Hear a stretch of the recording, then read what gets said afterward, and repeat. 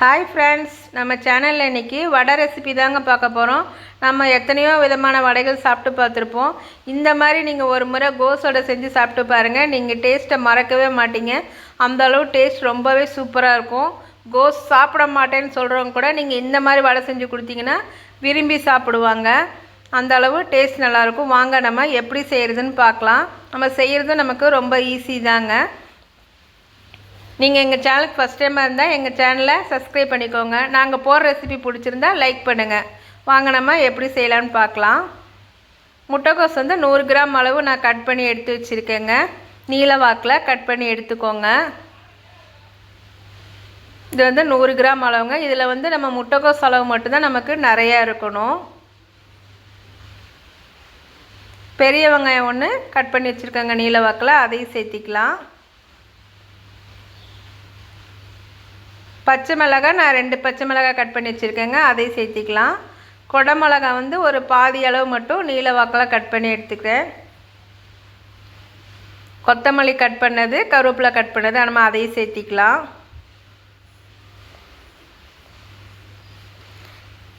தேவையான அளவு உப்பு சேர்த்திக்கோங்க.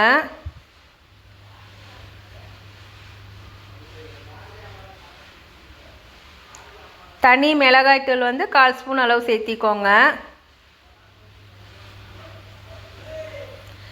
கறி மசால் பவுட்ரு அது 1/4 ஸ்பூன் அளவு நம்ம சேர்த்திக்கலாம். இஞ்சி பூண்டு பேஸ்ட்டு 1/2 ஸ்பூன் சேர்த்திக்கோங்க. இப்போ தண்ணிலாம் ஊற்றாமல் இது எல்லாத்தையும் நம்ம நல்லா அழுத்தி விட்டு நல்லா மிக்ஸ் பண்ணிக்கலாம். அந்த முட்டைக்கோசு வெங்காயத்தில் உள்ள தண்ணிலாம் வெளியில் வர மாதிரி நம்ம நல்லா அழுத்தி பிசைஞ்சிக்கலாம். இப்போ இதில் கடலை மாவு நான் 1/2 கப்பு சேர்க்குறேங்க.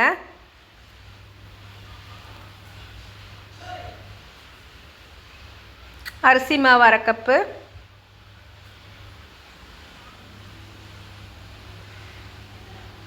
மைதா மாவு 1/2 கப்பு சேர்த்திக்கோங்க.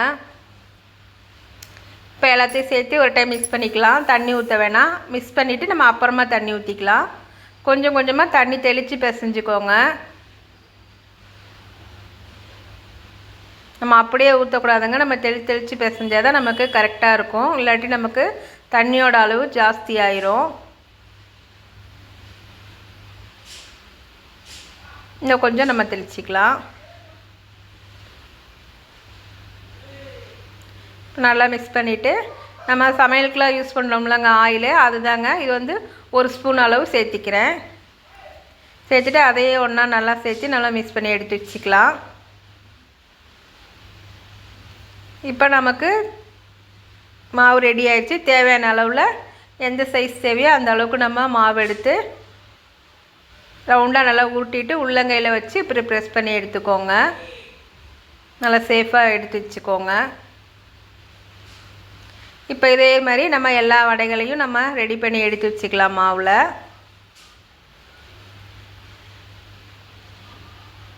நான் எண்ணெய் அடுப்பில் ஊற்றி வச்சுருக்கேங்க. கடாயில் எண்ணெய் நல்லா சூடாகிட்டுருக்கு. இதெல்லாம் நம்ம ரெடி பண்ணிவிட்டு இப்போ நம்ம பொரித்து எடுத்துக்கலாம். எண்ணெய் நல்லா சூடாகிடுச்சுங்க. இப்போ நம்ம எடுத்து போட்டு பொரித்து எடுத்துக்கலாம். எண்ணெய் ரொம்ப சூடாக இல்லாமல் கம்மியாக இல்லாமல் மீடியமாக வச்சுக்கோங்க. அப்போ தான் நமக்கு நல்லா உள்ளெல்லாம் நல்லா வெந்து வரும்.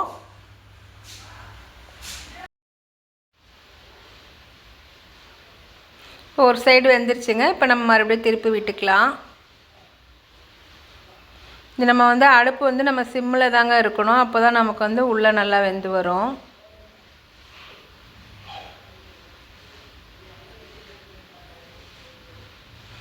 பாருங்கள், ரெடி ஆயிடுச்சு. சூப்பரான முட்டைக்கோஸ் வடை. நீங்களும் உங்கள் வீட்டில் ட்ரை பண்ணி பாருங்கள். ஸ்கூல் விட்டு வர குழந்தைங்களுக்குலாம் நீங்கள் இந்த மாதிரி செஞ்சு கொடுத்தீங்கன்னா விரும்பி சாப்பிடுவாங்க. ட்ரை பண்ணி பார்த்துட்டு எங்களுக்கு எப்படி வந்துச்சுன்னு கமெண்ட் பண்ணுங்கள். எங்கள் ரெசிபி உங்களுக்கு பிடிச்சிருந்தா லைக் பண்ணுங்கள். இது நம்ம கெச்சப்போடு சாப்பிடும்போது டேஸ்ட் ரொம்பவே சூப்பராக இருக்குங்க. கண்டிப்பாக ட்ரை பண்ணி பாருங்கள். பாய்.